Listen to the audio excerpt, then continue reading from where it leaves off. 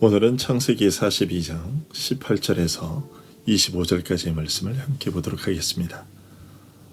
창세기 42장 18절에서 25절까지의 말씀을 제가 봉독해 드리겠습니다. 사흘 만에 요셉이 그들에게 이르되 나는 하나님을 경외하노니 너희는 이같이 하여 생명을 보존하라. 너희가 확실한 자들이면 너희 형제 중 한 사람만 그 옥에 갇히게 하고 너희는 곡식을 가지고 가서 너희 집안의 굶주림을 구하고 너희 막내 아우를 내게로 데리고 오라. 그러면 너희 말이 진실함이 되고 너희가 죽지 아니하리라 하니 그들이 그대로 하니라. 그들이 서로 말하되 우리가 아우의 일로 말미암아 범죄하였도다. 그가 우리에게 애걸할 때에 그 마음의 괴로움을 보고도 듣지 아니하였으므로 이 괴로움이 우리에게 임하도다. 르우벤이 그들에게 대답하여 이르되 내가 너희에게 그 아이에 대하여 죄를 짓지 말라고 하지 아니하였더냐. 그래도 너희가 듣지 아니하였느니라. 그러므로 그의 핏값을 치르게 되었도다 하니 그들 사이에 통역을 세웠으므로 그들은 요셉이 듣는 줄을 알지 못하였더라. 요셉이 그들을 떠나가서 울고 다시 돌아와서 그들과 말하다가 그들 중에서 시므온을 끌어내어 그들의 눈앞에서 결박하고 명하여 곡물을 그 그릇에 채우게 하고 각 사람의 돈은 그의 자루에 도로 넣게 하고 또 길 양식을 그들에게 주게 하니 그대로 행하였더라. 아멘.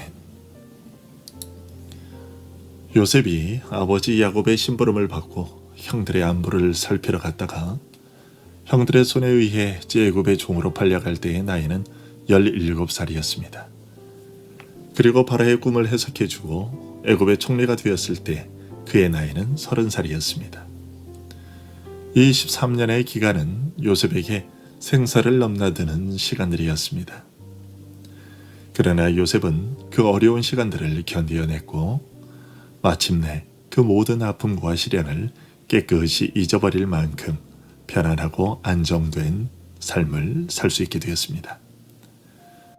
당시 세계 최강대국이었던 애굽의 총리로서의 삶은 그 어느 누구도 부럽지 않은 삶이었고 아버지의 온 집 일을 잊어버리게 될 만큼의 안락한 삶이었습니다. 그렇게 요셉의 머릿속에서 아버지의 온 집 일이 잊히고 있을 때 아버지 집 식구들은 모두 기근으로 인해 생명의 위협을 받게 되었습니다. 여러분, 이것이 우리들의 연약함이요 죄성입니다.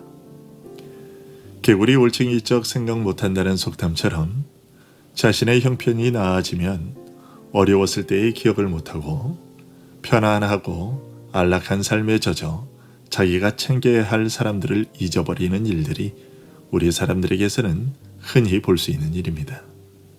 그러나 하나님은 술 맡은 관원장이나 요셉의 이야기들을 통해서 이런 점을 늘 주의해야 한다고 말씀하십니다. 신명기 15장에서 하나님은 안식년이 되면 히브리 종들을 모두 자유자로 풀어주도록 명령하십니다.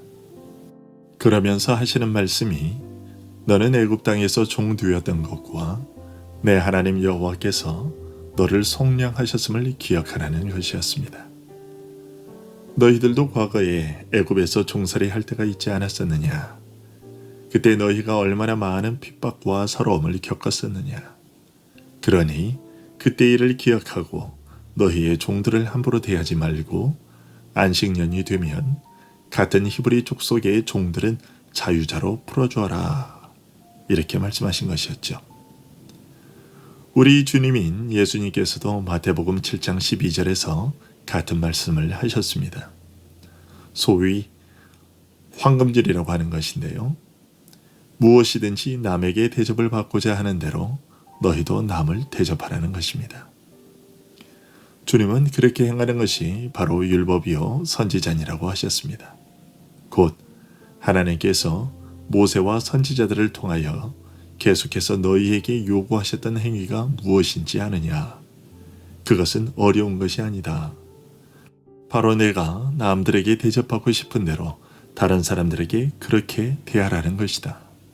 그렇게 살면 하나님께서 너희에게 요구하시는 거룩하고 선한 삶을 살 수 있게 된다.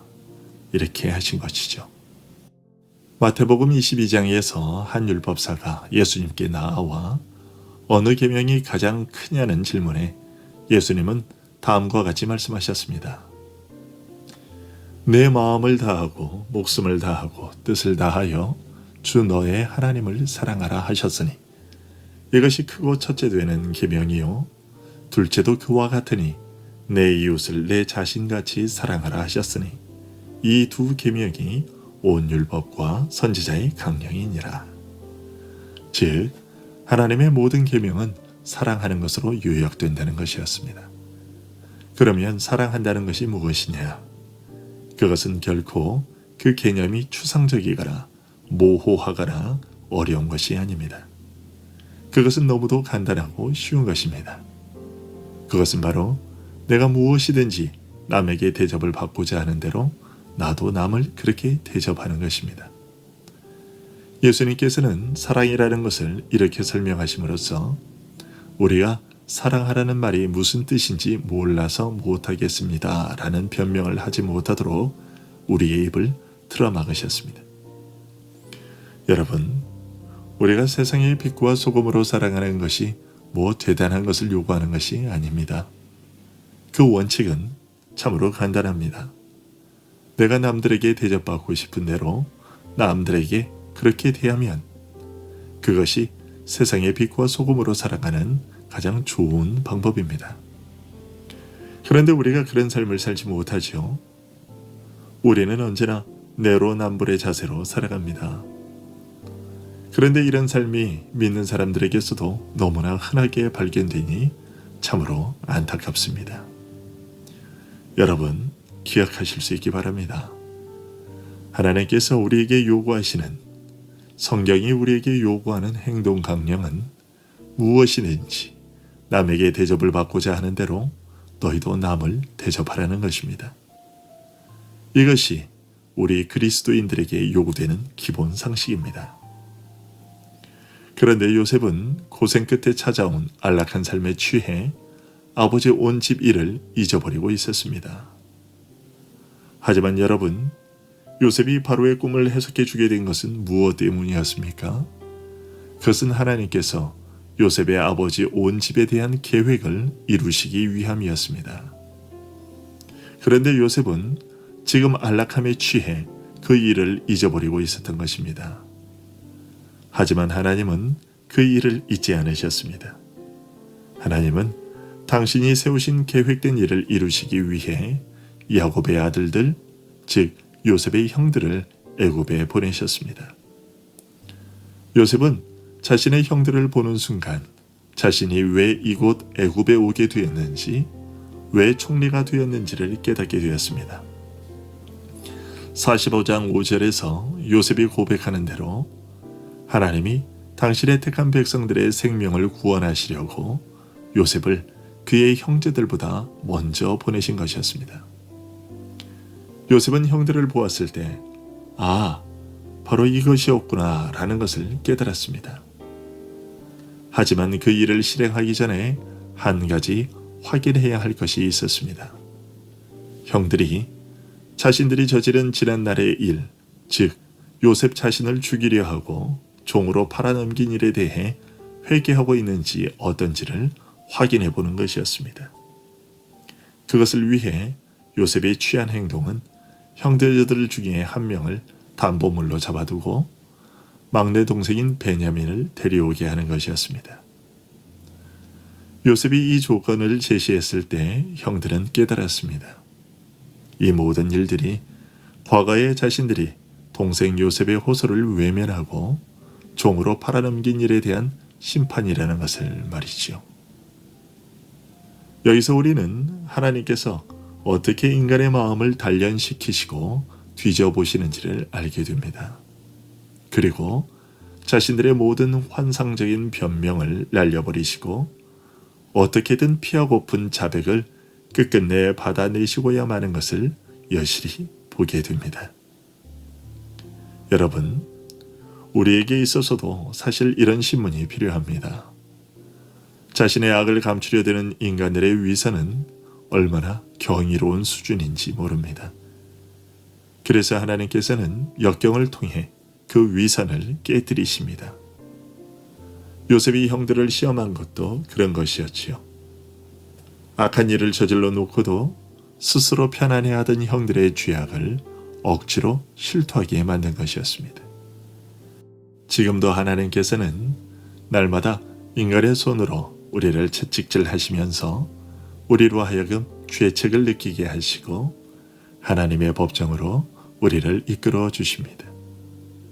하지만 우리가 목격하는 대로 더없이 가혹한 처벌을 통한 훈계를 받으면서도 자신들의 죄악을 반성하는 사람을 찾아보는 것은 정말 드문 일입니다.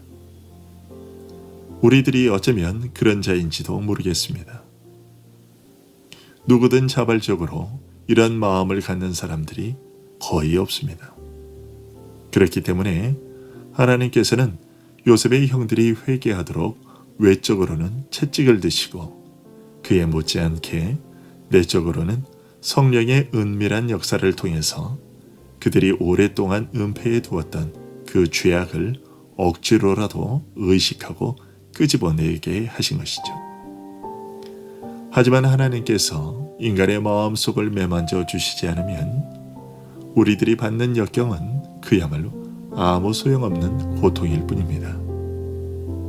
그래서 하나님께서는 요셉의 형들이 스스로 기만하고 있었던 그 죄악 상자의 덮개를 제거해 주심으로써 그들을 불쌍히 여겨 주셨으며 또한 우리에게도 그와 같이 행하십니다. 하지만 이런 하나님의 배려가 늘 있는 것은 아닙니다. 때로 어떤 죄인들에게는 이런 기회가 주어지지도 않고 불시에 그 죄악에 대한 재앙을 내리기도 하십니다. 그러니 어려움이 찾아오고 무언가 압박을 받는 것 같은 느낌이 드시거든 하나님께서 나에게서 뭔가를 들추어내시고 나를 회복시키려고 하시는 것은 아닌가를 깊이 숙고해 보시고 그런 사실이 깨달아지시거든 돌이켜 회개하실 수 있기를 바랍니다. 죄를 생각나게 하시는 은혜가 깨달아질 때 즉시 회개하고 회개한 자에게 주어지는 놀라운 하나님의 은혜로 들어가는 우리들이 될 수 있기를 소원합니다. 기도하겠습니다.